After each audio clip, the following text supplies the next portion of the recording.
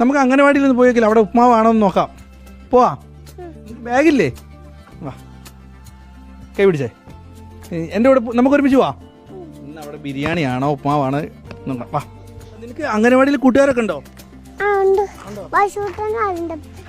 വൈശുക്കൂട്ടൻ ബിരിയാണി വേണമെന്ന് പറയുന്ന സംഘത്തിലുള്ള ആളാണ്.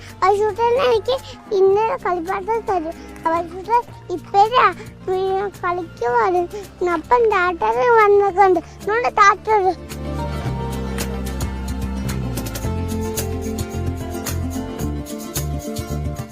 ഇതാണ് ശംഖുക്കുട്ടൻ്റെ അംഗനവാടി അല്ലേ? നമുക്ക് ടീച്ചറെ വിളിച്ചോക്കാം.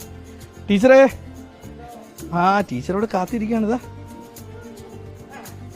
ഷൂ വരണം. ടീച്ചറെ, വലിയൊരു പരാതി ഉണ്ടല്ലോ ടീച്ചറെ ഇവിടെ. എൻ്റെ മോൻ്റെ പരാതിയാണോ? ഇവനൊരു പരാതിയുണ്ട് ഇവിടെ.